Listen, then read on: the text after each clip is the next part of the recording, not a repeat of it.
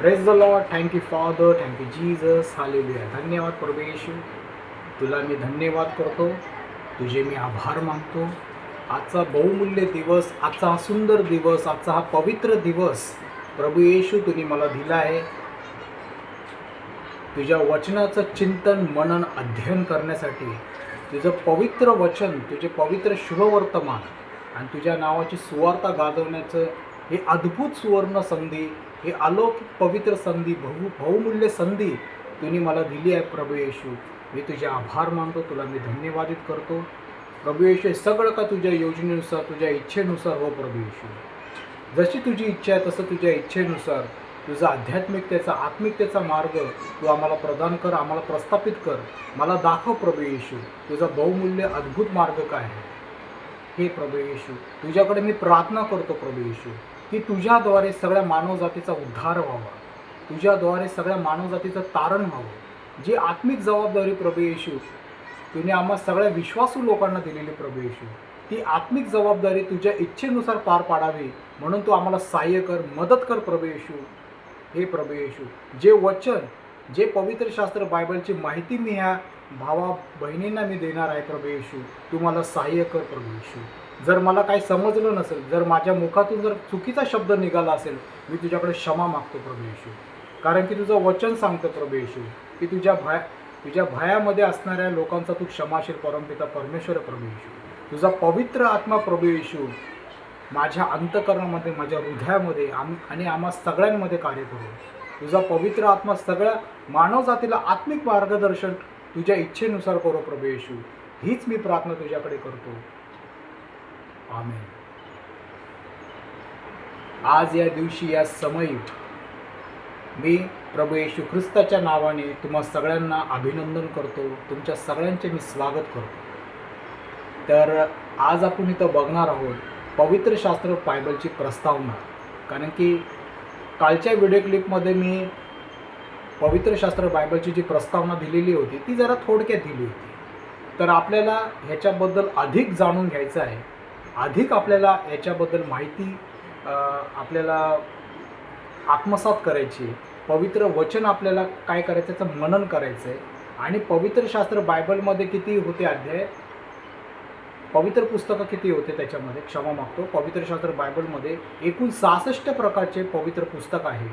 आणि 66 पवित्र पुस्तकांमध्ये जुन्या करारामध्ये जर बघितलं गेलं तर 39 प्रकारचे पवित्र पुस्तकं आहेत. त्याच्यानंतर नवीन करारामध्ये पाहिलं तर 27 प्रकारचे पवित्र पुस्तकं आहेत.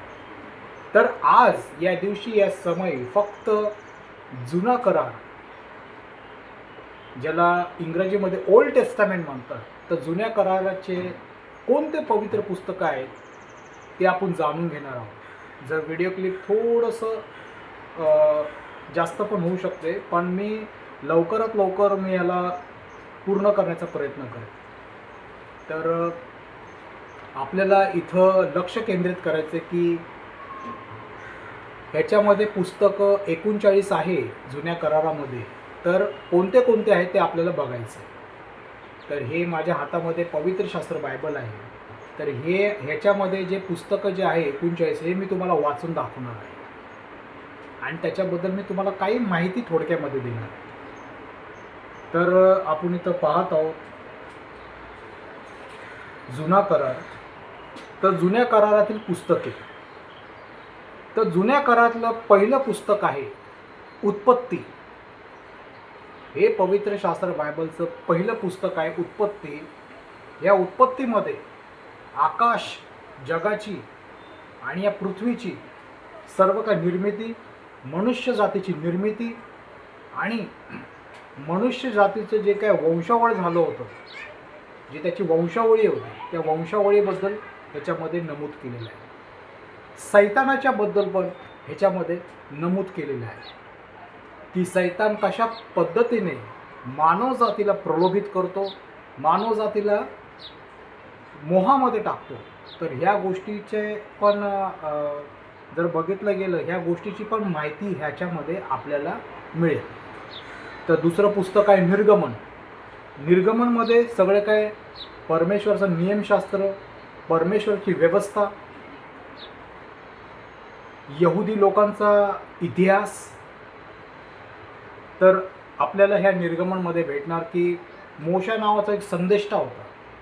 तर त्या संदेष्टाबद्दल ह्या निर्गमनमध्ये लिहिलेलं आहे की तो संदेष्टा कशा पद्धतीने परमेश्वराची सेवा काय करतो आणि कशा पद्धतीने परमेश्वराच्या इच्छेनुसार सर्व इस्रायल लोकांना इजिप्त जो देश आहे तिथं गुलामगिरीमध्ये होता, तर त्या गुलामगिरीतून कसा तो बाहेर काढतो परमेश्वराच्या इच्छेनुसार. तर ह्या निर्गमनमध्ये आपल्याला ते गोष्टी माहिती पडेल. तर काही गोष्टी लेवियमध्ये पण लिहिल्या. लेविय 3रं पुस्तक आहे. 4थं पुस्तक आहे गणना. गणनामध्ये पण ह्याच गोष्टी, नियमशास्त्र, यहुदी लोकांचं जे काय पूर्णपणे त्यांची जीवनशैली आहे आणि परमपिता परमेश्वराची भविष्यवाणी आहे की त्याचं येण्याचं आगमन कसं होईल. त्याच्यानंतर अजून पण युद्धाच्या आणि काही जे संकट आहे त्याच्या भविष्यवाणी संदेष्टाच्या द्वारे केलेलं होतं. आणि नियमशास्त्र पण आहे अनुवादमध्ये. यहोशुवा हे कुठलं पुस्तक आहे? 6वं पुस्तक आहे यहोशुवा. तर यहोशुवा 6वं पुस्तक आहे. त्याच्यानंतर शास्ते 7वं पुस्तक आहे. 8वं पुस्तक आहे रूथ. 9वं पुस्तक आहे पहिला शमूएल. 10वं पुस्तक आहे दुसरा शमूएल.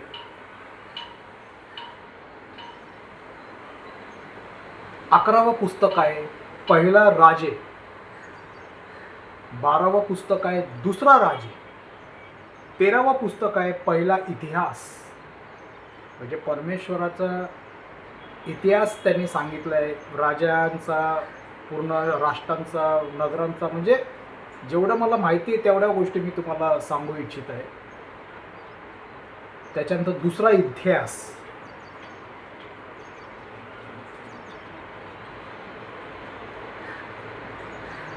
तर 14वं पुस्तक आहे दुसरा इतिहास. 13वं आणि 14वं. तर 15वं पुस्तक आहे एजरा हे 15वं पुस्तक आहे.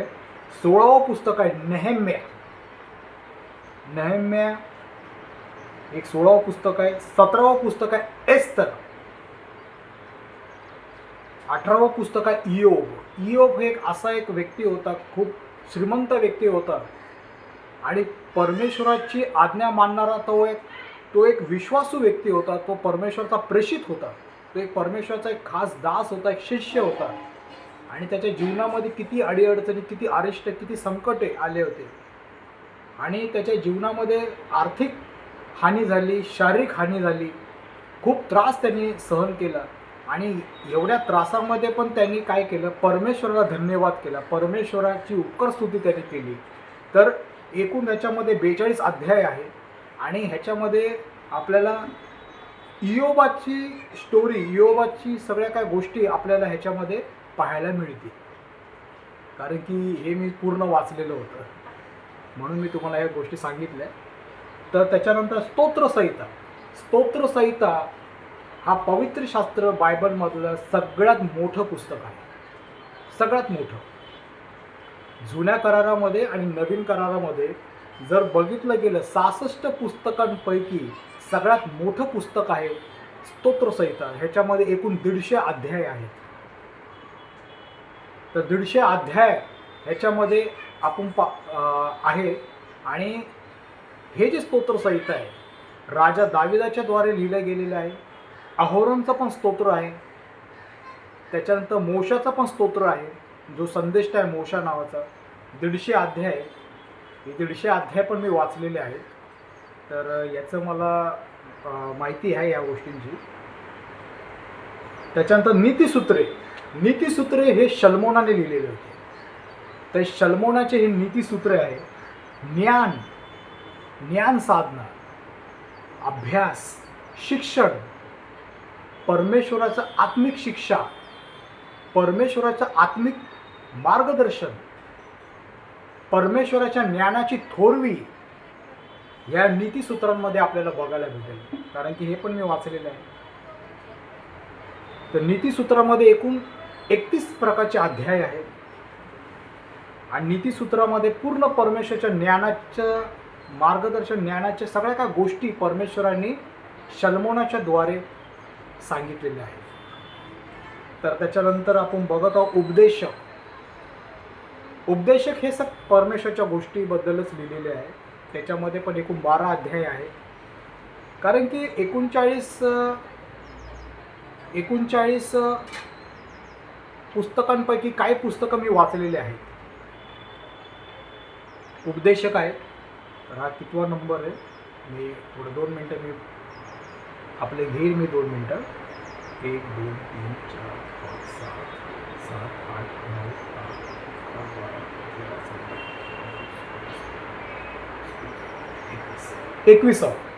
21वा पुस्तक आहे उपदेशक. 22वं पुस्तक आहे गीतरत्न. गीतरत्न ह्याच्यामध्ये शलमोनाची कविता पण आहे असं. तर गीतरत्नामध्ये गीतारत्न असं लिहिलेलं आहे. गीतारत्न, क्षमा मागतो, गीतारत्न आहे. त्याच्यानंतर पाहायला गेलं तर यशया आहे. यशया हा भविष्यवक्ता आहे.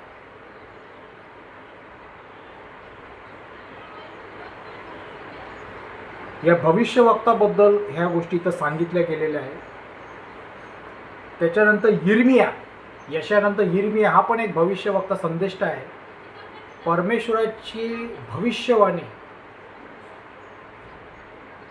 यिर्मियाच्या माध्यमातून झालेली आहे. यशया, यिर्मिया हे 2 भविष्यवक्ता आहे.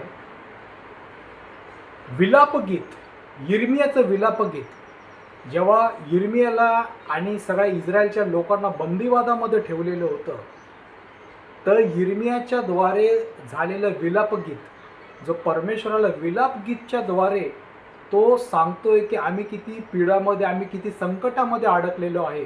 परमेश्वर, आम्हाला तुझी गरज आहे. आम्हाला तू ह्या संकटातून, या बंदिवादातून तू काढ. तुझ्या इच्छेनुसार तू आमचा न्याय कर. तर विलापगीतमध्ये आपल्याला ह्या सगळ्या गोष्टी आपल्याला पाहायला मिळतील. बंदिवासामध्ये यिर्मियाचं विलापगीत कसं झालेलं आहे, ह्या विलापगीतमध्ये आपल्याला बघायला भेटेल. एकूण 12 ते 15 अध्याय आहे. मला पण एवढी कल्पना नाही, पण मी वाचलेलं आहे ह्याच्यामध्ये. त्याच्यानंतर यहेजकेल आहे. यहेजकेलबद्दल इथं लिहिलेलं आहे. तो पण एक संदेष्टा आहे, यहेजकेल. त्याच्यानंतर दानियल पण एक चांगलाच भविष्यवक्ता होता. दानियलचं जे पुस्तक आहे ते पण मी वाचलेलं आहे. त्याच्यामध्ये एकूण 12 अध्याय आहेत दानियलमध्ये. दानियल हा एक असा व्यक्ती होता जो वयाच्या कमी वयामध्येच तो परमेश्वराचा सेवक झाला, परमेश्वराचा शिष्य झाला आणि परमेश्वराच्या नावाने त्यांनी अद्भुत प्रकारची भविष्यवाणी केलेली होती. त्याच्यामध्ये राजा नबुकदनेस्सर जो आहे, त्याचा जो बंदिवास होता इस्रायल लोकांमध्ये, त्याच्यानंतर बाबेलमध्ये त्यांनी बाबेलच्या लोकांना पण बंदिवादात करून ठेवलेले होतं. तर याची सगळं काय माहिती, याची सगळं काय इतिहास तुम्हाला या दानियलमध्ये तुम्हाला भेटेल, दानियल पुस्तकामध्ये तुम्हाला भेटेल. त्याच्यानंतर होशे पण आहे. होशे नंतर योएल आहे. योएल नंतर आमोस आहे. आमोस नंतर ओबाद्या आहे. ओबाद्यानंतर योना आहे. योना पण मी वाचलेला आहे. एकूण 4 अध्याय योनामध्ये. आणि योना पण हा एक प्रचारक होता. कारण की परमपिता परमेश्वराने त्यांनी प्रचार करायला सांगितला होता की तू निनवे देशामध्ये जा आणि तिथं सांग की परमेश्वराचं राज्य जवळ आलेलं आहे, स्वर्गाचं राज्य हे जवळ आलेलं आहे. ही भविष्यवाणी तू त्यांना सांग.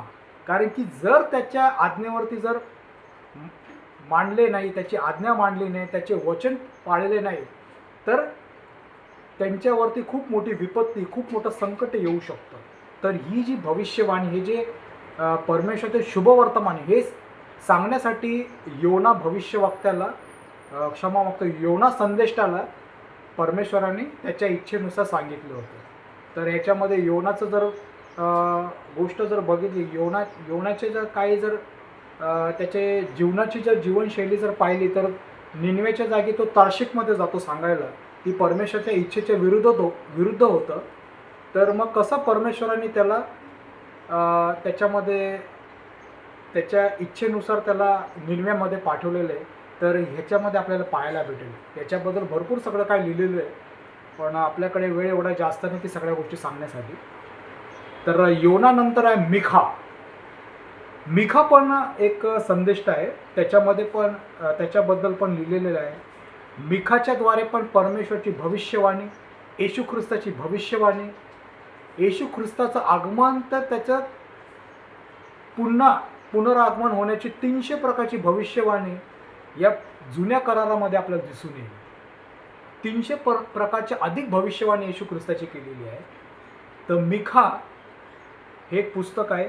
नहूम पण एक पुस्तक आहे, पवित्र पुस्तक आहे. त्याच्यानंतर हबक्कूक पुस्तक आहे. त्याच्यानंतर सफन्या पण आहे. सफन्यानंतर हग्गय एक पण पवित्र पुस्तक आहे जे हग्गयने लिहिलेले आहे. त्याच्यात जकऱ्या नावाचा संदेश आहे. त्यांनी पण परमपिता परमेश्वरच्या इच्छेनुसार पवित्र आत्म्याच्या उपस्थितीमध्ये लिहिलेले एक पुस्तक आहे जकऱ्या. त्याच्यामध्ये पण अध्याय आहे. आणि शेवटचं जुन्या कराराचं शेवटचं पुस्तक आहे मलाखी हे शेवटचं पुस्तक आहे. परमपिता परमेश्वराची भविष्यवाणी. आणि लोकांनी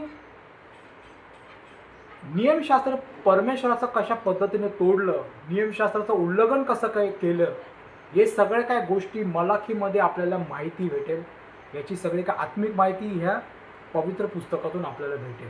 तर हे होते जुन्या करारातील 39 प्रकारचे पुस्तकं. तर उत्पत्ती पहिलं आहे, दुसरं आहे निर्गमन, तिसरं आहे लेवीय. मी पुन्हा हे तुम्हाला गोष्टी सांगतोय, नंबर वाईज मी तुम्हाला सांगतोय की 39 हे पुस्तकं आहेत. तर चौथं आहे गणना, पाचवं आहे अनुवाद, सहावं आहे यहोशुआ, सातवं आहे शास्ते, आठवं रूत, नववं शमूएल, दहावं दुसरा शमूएल, 11वं पहिला राजा, दुसरा राजा, 12वं पहिला इतिहास, 13वं, 14वं दुसरा इतिहास, 15वं एज्रा, 16वं नेहेम्या, 17 एस्तेर, 18 योग, 19 स्तोत्रसंहिता, 20 नीतिसूत्रे, 21वां उपदेशक, 22वां गीतरत्न, 23 यशया, 24 यिर्मया, 25 विलापगीत, 26 यहेजकेल, 27 दानिएल, 28 होशेया, 29 योएल, 30 आमोस, ओबाद्या 31, 32 योना, 33 मिखा, 34 नहूम, 35 हबक्कूक, 36 सफन्या, 37 हग्गय, 38 जकऱ्या आणि 39वां मलाखी. हे आहे 39 प्रकारचे पवित्र पुस्तकं जे जुन्या करारामध्ये लिहिलेले आहेत. तर हे होते पवित्र शास्त्र बायबलची प्रस्तावना, पवित्र शास्त्र बायबलचे पवित्र पुस्तकं. तर मी प्रयत्न करेल जुन्या करारामध्ये काय काय लिहिलेले आहे, त्याची उत्पत्ती कशी झालेली आहे, जुन्या करारामध्ये पवित्र पुस्तकं कशा पद्धतीची आहे, तर याची मी थोडक्यात माहिती जसं पवित्र आत्म्याच्या द्वारे मला माहिती होईल त्या प्रकारे मी तुम्हाला त्याची माहिती परमेश्वराच्या इच्छेनुसार देईल. सगळं काय माझ्या इच्छेनुसार होणार नाही, सगळं काय देवाच्या इच्छेनुसार होईल. तर आज आपण फक्त पाहिले आहोत, आज आपण फक्त अध्ययन झालेले जुन्या कराराच्या पुस्तकांबद्दल. तर त्याच्यानंतर आपण नंतरच्या सेशनमध्ये, नंतरच्या व्हिडिओ क्लिपमध्ये आपण बघणार नवीन करारातली पुस्तके. नवीन करारामध्ये एकूण 27 पुस्तकं आहेत. तर त्याच्यामध्ये पण अद्भुत प्रकारच्या गोष्टी आहेत. ते पण मी तुम्हाला जसा वेळ भेटेल, जशी परमेश्वराची इच्छा होईल त्या पद्धतीने मी तुम्हाला समजावून सांगेन. तर आत्तासाठी फक्त एवढंच. तर शेवटची मी प्रार्थना करीत आहे आणि त्याच्यानंतर मी समाप्ती करेल. तर धन्यवाद प्रभू Yeshu, thank you father, thank you Jesus, hallelujah. तुझे मी आभार मानतो येशू. तुम्ही हा बहुमूल्य वेळ, बहुमूल्य समय तुम्ही मला दिला प्रभू येशू, तुझे पवित्र शास्त्र बायबलच्या पुस्तकांबद्दल सांगण्यासाठी. की किती प्रकारचे पुस्तकं या जुन्या करारामध्ये ह्याची माहिती देण्यासाठी प्रभू येशू तुम्ही मला एक वेळ दिला, एक संधी दिली प्रभू येशू. मी तुझे धन्यवाद करतो, तुझे मी आभार मानतो येशू. जे काय वचन प्रभू तुम्ही माझ्या अंतःकरणामध्ये पेरलेले आहे, जे काय वचन तुम्ही माझ्या अंतःकरणामध्ये जतन केले, जे मी जतन करून ठेवलेले तेच वचन सगळ्यांना प्रकट करण्यासाठी, सगळ्यांना सांगण्यासाठी प्रभू येशू तू मला सहाय्य कर, मदत कर प्रभू येशू. हे प्रभू येशू, तू महान परमपिता परमेश्वर आहे प्रभू येशू. आमच्या सर्व मानव जातीचा तू उत्तम कोणशील आहे प्रभू येशू. कारण की बांधकरांनी जो दगड नापसंत केला होता तोच दगड कोणशिला झाला होता आणि तू खरा दगड, खरा कोणशिला परमपिता परमेश्वर आहे. आमच्या सगळ्या मानव जातीचा एक पाया आहे, आमच्या सगळ्या मानव जातीचा एक तू अद्भुत प्रकारचा फाउंडेशन आहे प्रभू येशू. हे प्रभू येशू, तू आम्हाला देहाने नाही पण तुझ्या पवित्र आत्म्याप्रमाणे तू आम्हाला चालवायला शिकव प्रभू येशू. आमच्याशी बोल प्रभू येशू, आम्हाला सहाय्य कर प्रभू येशू. पावलोपावली मोहापासून तू आम्हाला वाचव प्रभू येशू. पावलोपावली संकटापासून तू आम्हाला वाचवण्यासाठी प्रभू येशू तुझ्या वचनाचं सामर्थ्य आमच्या सगळ्यांमध्ये कार्य करू प्रभू येशू. हे प्रभू येशू, तू विश्वासू लोकांचा परमेश्वर तो आहेच आहे, पण अविश्वासू लोकांचा पण तू परमपिता परमेश्वर आहे प्रभू येशू. कारण की प्रभू येशू आमच्या सर्व मानवजातीच्या पापांची क्षमा होण्यासाठी प्रभू येशू परमपिता परमेश्वराला तुम्ही खंडणी देऊन प्रभू येशू आम्हा सगळ्या मानव जातीला तुम्ही वाचवलेले आहे प्रभू येशू. आमच्या पापांची क्षमा तुम्ही केलेली आहे प्रभू येशू. आणि जो कोणी तुझ्यावरती विश्वास ठेवतो प्रभू येशू त्याला मृत्यू नाही पण अनंत काळचं जीवन त्याला मिळतं प्रभू येशू. भले आमचं शरीर जरी नसलं तरी तू आमच्या आत्म्याला वाचवलेलं आहेस प्रभू येशू. हे देह फक्त थोड्या वेळपुरताच आहे पण आत्म्याने प्रभू येशू तू अनंत काळपर्यंत तू आमच्या बरोबर आहेस प्रभू येशू. कारण की तू आदी आणि अंत आहेस प्रभू येशू. मार्ग, सत्य आणि जीवन तूच आहे प्रभू येशू. तूच आदी आणि अंत, तू अल्फा ओमेगा आहे प्रभू येशू. तू सर्वज्ञ आणि सर्वव्यापी सर्व शक्तिमान परमपिता परमेश्वर प्रभू येशू. तुझ्या नावाची प्रेम, दया, शांती आम्हा सगळ्या मानवजातीच्या अंतःकरणामध्ये, हृदयामध्ये आणि देहामध्ये कार्य करू. तुझी शांती आम्हा सर्वांमध्ये असो. आमेन.